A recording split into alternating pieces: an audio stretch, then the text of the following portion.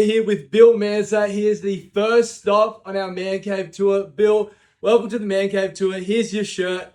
Why don't you try it on? Thank you very much. All right, Bill. Shall we go take a look? Yeah, come on, guys. Let's go for a walk.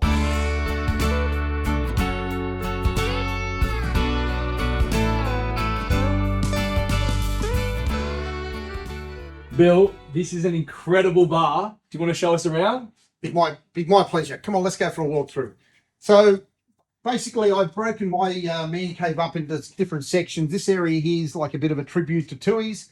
One of the pieces that I'm most fond of is this railway platform sign that's probably from the 30s, 40s. And fortunately, we've got a couple of names there. Auburn Bitter was a Tui's brand. Lidcombe's where the Tui's brew to this day. They're still there now. They're still brewing there. Yeah, still there. Then over on this wall here behind us is a bit of a tribute to Resch's, another popular beer. And what's this fella doing down here? This is my little mate here. He acts as security and doesn't do a lot, but great guy. Doesn't eat much, doesn't drink much. He's an Irishman who doesn't drink, doesn't smoke, and doesn't chase dames. Then over on this wall here, we've got a little bit of a KB tribute. And obviously KB was a popular beer back in the day. And What does KB stand for again? kids beer to me. Then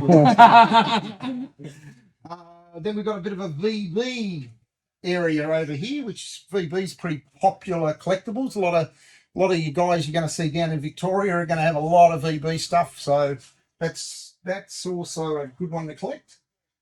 Some of the old school beers like the Tooths over in this corner. Bit of Resch's, bit more Resch's. Bobby Hall Brewing up there, modern one, but obviously goes with the theme of my man cave. We got some 4X down below. Got a Chinese restaurant takeaway up the top there. Rob Carney, who obviously is your next stop. Yep. Rob and I become great mates just through this collecting caper, and we met about 5 years ago, and we go together on trips away on weekends to spot meets tours just like this. And yeah, he's a great guy. He's really going to enjoy Rob when you catch up with him.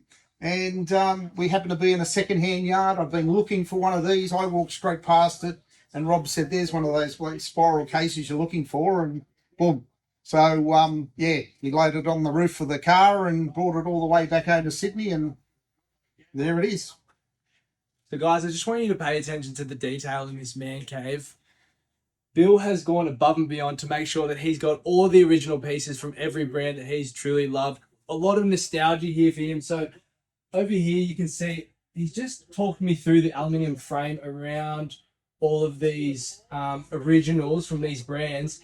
And it didn't really make that much sense to me at the start because I thought they were different frame sizes. Like what's the difference? But when you think about it and you've got these old retro pubs, they've all got these particular style out the front. So that's that painted style. So if you go look around this wall over here, you can see every single one is the same. So that side over there that you're looking at right now, that's the Tui side. And he's got every sign you can think of, including specialized pieces like this little electrical one up in the corner up there. And then he's also got a lot of really original, unique pieces down here. So look at this old telephone.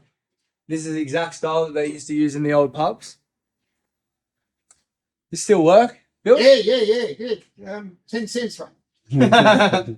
One of the challenges is finding these old signs that haven't been scratched from behind. So these are reverse printed from behind.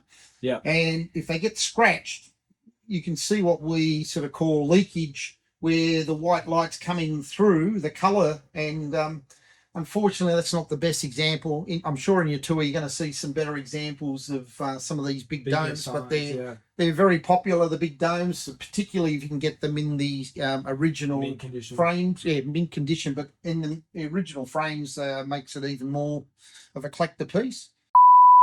So Bill, we've been walking around and we've just been noticing a couple of things. We wanted to ask you a few questions because they definitely caught our attention. You've got the official beer of the Sydney 2000 Olympics, amazing brass font. Hey, where'd you get them from? Tell us the story. Oh, this is a great marketplace find. There was one for sale. I turned up to buy the one for I think $100, and the guy said, "I've actually got three. Interested in three?" And I said, "I've only got $150 on me." He goes, "Take them, mate."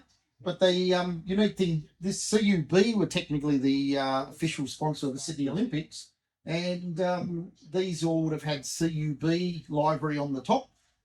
Being a bit of a Tui's area feature for my man cave, I've subsequently swapped them out for some Tui's logos. But very desirable collectible piece. They're getting harder to find. So So guys, how good is that? Bill's set a rule. This part of his man cave is all Tui's, regardless of if these were actually made by CUB. Those are rules.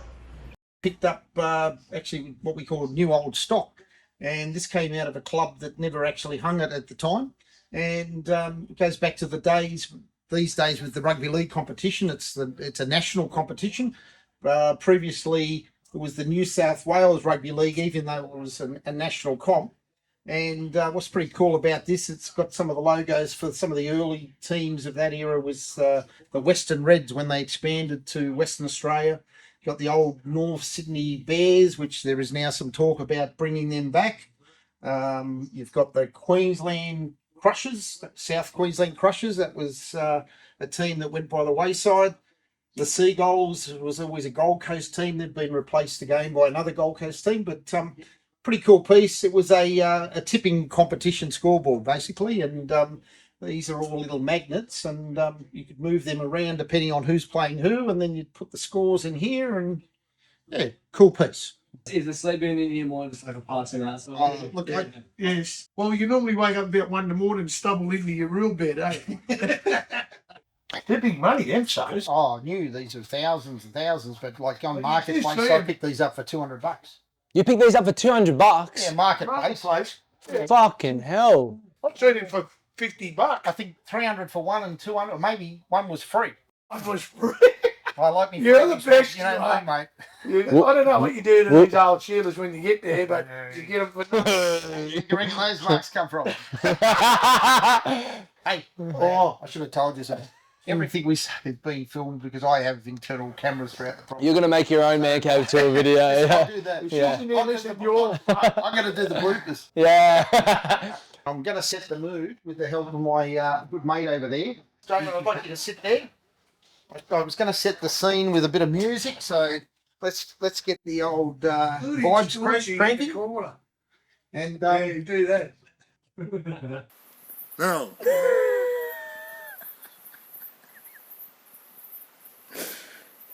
Are you recording? we're going to set a scene here for Jay to relax a little bit when he gets home from that stressful day. What about this one here? Full table light. Let's set the scene. You go there, the front door here, and then I said to Rob, he was here the other day when I first installed all this, and I had the air conditioner cranking at about 16 degrees. And I said, how nice would this be to come home, piss him off, fly in that lounge, air conditioner crank, and you've got this old 1930s railway lamp sign, and yeah, I get it. I get it, Bill. just, I see the vision. yeah. I'm a visionary, mate. You are. Who did you get to do the electrical? It's a bit of work now. Um, Notice half of these turned on when you press the switch. So my two sons are both electricians, and my brother's electrician, and one of my best mates locally is electrician. So Nothing better than a bit of slave labour. 100%, lots of, and that's something obviously I'd like to acknowledge when you go to build your man cave is you do call in a lot of favour with all your tradie mates, and even your non-tradie mates that come around and give a hand, hanging a few signs and helping. So it's it's a lot of work. It's not just the individual that builds a man cave like this, and like Rob, he's given me things to fill little gaps over the years, and trying to do the same. Yeah. So it's a great community of like-minded people into collecting all these sorts of things, and lots of fun. As I said to you earlier, met lots of great guys through this hobby. Yeah, well, mate, look, we'll put in the man cave tour together, and you actually weren't on our original list, but you reached out, you made it happen, and you also included Rob. So I just want to say thank you so much. Mate, my pleasure. Thanks for coming over and seeing it firsthand. Man, we love it. And yeah, It's probably going to be one of our favourites. drive safely. I hope it's a great tour for you guys. I look forward to seeing all the videos and the photos. Thank you very much for sending us out to you. Cheers. Cheers, man.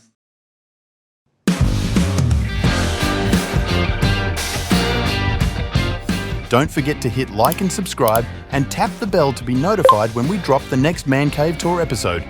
In the meantime, we reckon you'll froth this one.